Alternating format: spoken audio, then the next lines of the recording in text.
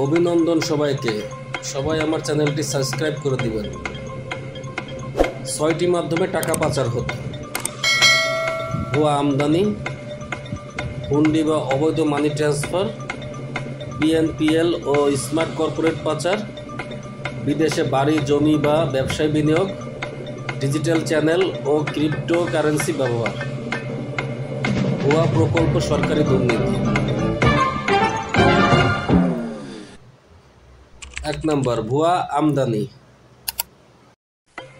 ব্যবসায়ীরা বিদেশ থেকে কিছু পণ্য আমদানির নামে মূল্য বেশি দেখিয়ে টাকা পাঠিয়ে দেয়। বাস্তবে সে পণ্য কম দামি বা আদৌ আসে না। আবার অনেকে কম মূল্য দেখিয়ে লাভের টাকা বাইরে রেখে দেয়। উদাহরণ, প্রকৃত দামে যন্ত্রপাতি 50 লাখ টাকা হলেও কাগজে দেখানো হয় 2 কোটি টাকা। হুন্ডি বা অবৈধ মানি ট্রান্সফার। প্রবাসীদের পাঠানো বৈধ রেমিটেন্সের বদলে অনেকেই হুন্ডির মাধ্যমে টাকা পাঠান বা নেন। এই টাকা ব্যাংকিং চ্যানেল দিয়ে যায় না, ফলে নজরদারির বাইরে থাকে। এতে দেশের বৈদেশিক মুদ্রার রিজার্ভও কমে যায়।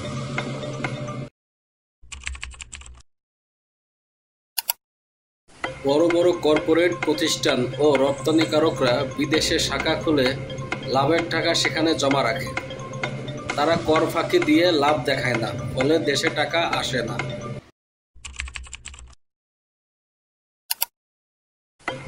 অনেকেই কানাডা, মালয়েশিয়া, দুবাই, যুক্তরাজ্য, অস্ট্রেলিয়া ইত্যাদি দেশে অবৈধ অর্থে বাড়ি কেনেন বা ব্যবসা শুরু করেন। একে বলা হয় বেগমপাড়া সিনড্রোম।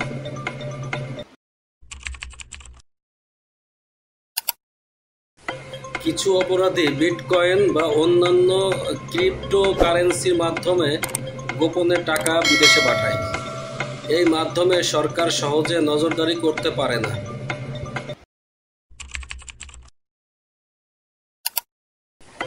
সরকারি প্রকল্পে ঘুষ ও লুটপাটের টাকা ধাপে ধাপে বিদেশে পাচার হয়। অনেক সময় উন্নয়ন প্রকল্পে বাজেট বাড়িয়ে টাকা লুটপাট করে তা পাচার করা হয়। এর ফলে কি হয়? দেশে বিনিয়োগ কমে যায়, টাকার মূল্য হ্রাস ও মুদ্রাস্ফীতি বাড়ে, দেশের অর্থনীতি দুর্বল হয়, বৈদেশিক মুদ্রা রিজার্ভ কমে। প্রতিরোধের উপায় কি? হুন্ডির বিরুদ্ধে কঠোর ব্যবস্থা, ব্যাংক ও কাস্টমসের স্বচ্ছতা ও নজরদারি বৃদ্ধি, দুর্নীতির বিচার ও জবাবদিহিতা নিশ্চিত করা, পাচারকারীদের নাম প্রকাশ করে শাস্তি দেওয়া। তাহলেই দেশ পরিবর্তন হয়ে যাবে।